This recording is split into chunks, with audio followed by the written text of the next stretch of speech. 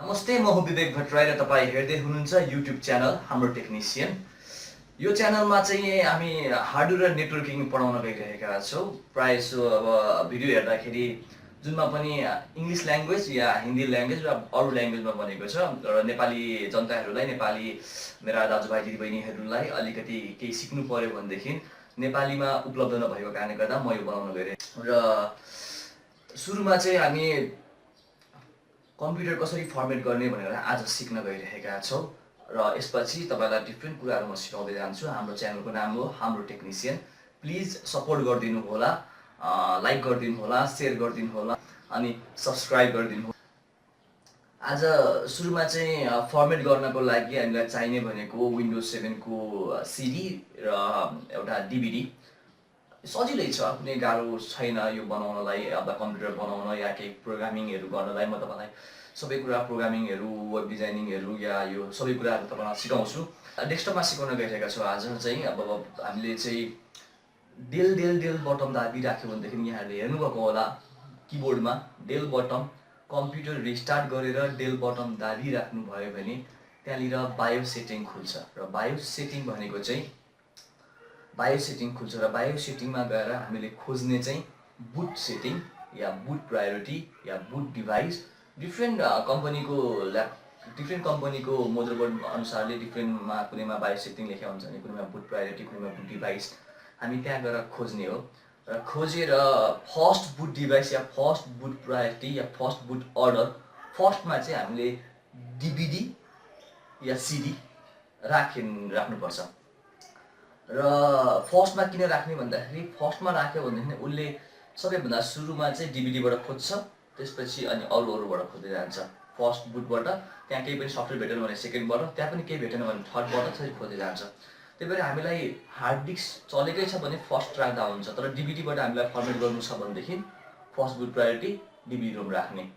र pain ड्राइभबाट format कसरी गर्ने यो कुराबाट पछि सिकाउँछु म। र पेन ड्राइभबाट फर्मेट गर्नु छ भने फर्स्ट बुट डिभाइसमा पेन ड्राइभ राख्ने अनि एक्टिभ गरेर रिस्टार्ट गरिदिने। अब रिस्टार्ट गरेपछि त यसरी प्रेस अनि key to boot from CD or DVD भन्दाखेरि कुनै बटन प्रेस गर्ने। यसरी विन्डोज इन्स्टल विन्डोज आउँछ, नेक्स्ट गर्ने अनि इन्स्टल नाउ। तपाईँले देख्नुभयो सेटअप इज स्टार्टिङ र यहाँ डिफ्रेन्ट किसिमको अब विन्डोज 7 छ। म अल्टिमेट युज गरे पनि हुन्छ, होम, प्रिमियम, प्रोफेसनल। म चाहिँ यहाँ विन्डोज 7 64 बिट युज गर्न गइरहेको छु। Windows 7 ultimate 64 beet. नेक्स्ट र यहाँ हेर्नुभयो भने terms, I accept the license terms. र अपग्रेड हुन्छ भने अपग्रेड गर्नुभयो हुन्छ, म चाहिँ कस्टम गर्दैछु। र यहाँ हेर्नुभयो भने मसँग 25 GB को हार्ड डिस्क छ। यसलाई चाहिँ अब नयाँ हार्ड डिस्कमा कसरी गर्ने भन्दाखेरि न्यू र फुल हार्ड डिस्क यति मात्रै चाहिन्छ भने ओके गरेर सिधै नेक्स्ट गरेर इन्स्टल गर्नुभयो पनि हुन्छ। तर म चाहिँ हजुरलाई आज यसबाट पार्टिसन पनि कसरी गर्ने या डिलिट गर्ने त्यो पनि सिकाउँदैछु। Delete, okay.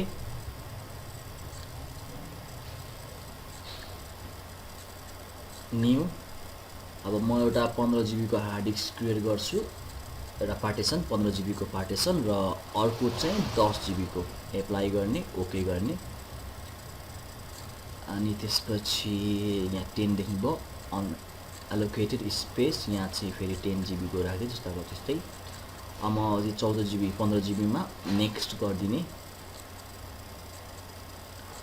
र यहाँ हेर्नुभयो भने cupping windows file, expanding windows files, installation features, installing updates र कम्प्लिटिङ इन्स्टलेसन। यो हुनलाई एकछिन टाइम लाग्छ, लाइक 15-20 मिनट जस्तो टाइम लाग्छ। एकछिन धैर्यका साथ कुर्नु होला। र यसरी एक्सपान्डिङ विन्डोज फाइल भइसकेपछि रिस्टार्ट हुन्छ। सबै भइसकेपछि रिस्टार्ट भइसकेपछि फेरि press any key to boot from CD or DVD आउँछ। यस्तो बेला चाहिँ केही पनि प्रेस नगर्नु होला।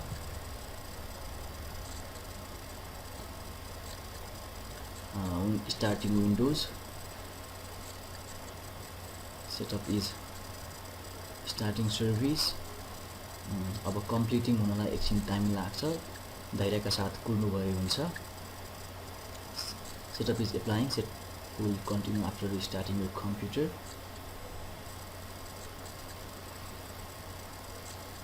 विन्डोज फेरि खुल्दैछ।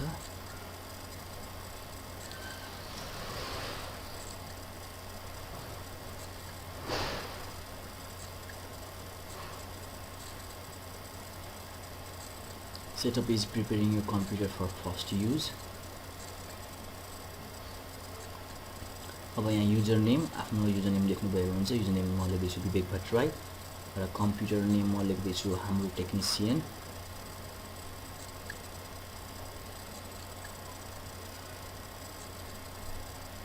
नेक्स्ट अब यहाँ आफ्नो पासवर्ड हाल्नुभए पनि हुन्छ, पासवर्ड अथवा छोड दिनुभए पनि हुन्छ।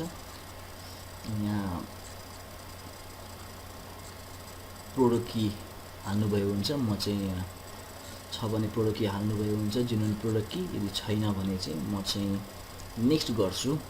नेक्स्ट गरेर यसमा प्रोडक्ट की केही पनि युज नगरिकन स्किप गरिदिन्छु यसलाई। अब आस्क मी लेटर तपाईँ चाहनु भने युज डकुमेन्ट सेटिङ पनि गर्न सक्नुहुन्छ। अब इन्स्टल इम्पोर्टेन्ट अपडेट्स अनली गर्न पनि सक्नुहुन्छ, तर म चाहिँ आस्क मी लेटर गर्दैछु। र यहाँ जुन एड्रेस हाल्नु भन्छ म चाहिँ नेपाल काठमाडौँ खोजेर काठमाडौँ हाल्दैछु। टाइमहरू मिलाउनु भए पनि हुन्छ। नेक्स्ट अब होम नेटवर्क पब्लिक नेटवर्क हो कि वर्क नेटवर्क हो, म चाहिँ वर्क नेटवर्क गर्दैछु र यति नै हो।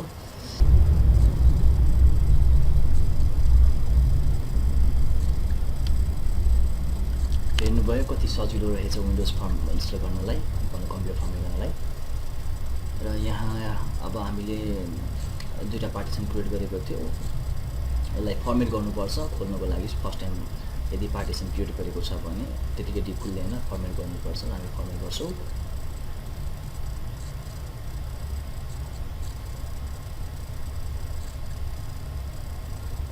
र अब डिभिडी पनि म निकालिदिन्छु, के काम छैन।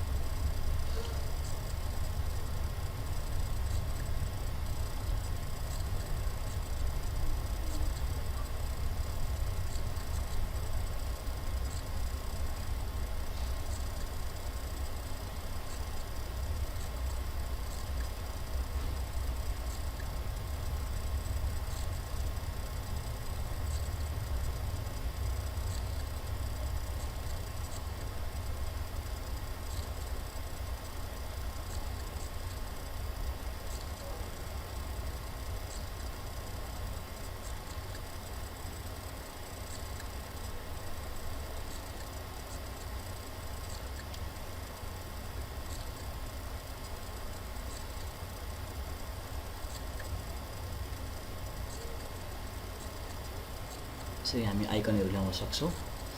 यसरी डेस्कटप चेन्ज डेस्कटप आइकनमा गएर कुन कुन चाहिन्छ त्यो हामी हाल्न सक्छौँ। र यसको साइजहरू मिलाउनलाई भ्युजमा गएर स्मल आइकन लार्ज आइकन मेडिकम गर्न सक्छौँ।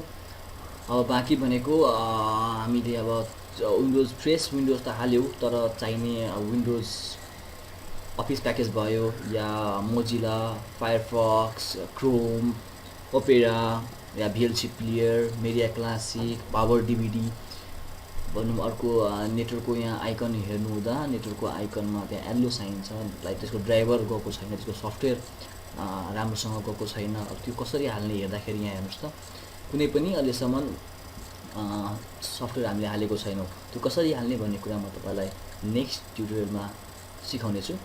प्लिज यो भिडियो राम्रोसँग हेर्नुहोस् र प्र्याक्टिस गर्नुहोस्। केही छ भने हाम्रो फेसबुक पनि छ, फेसबुक पेजमा गएर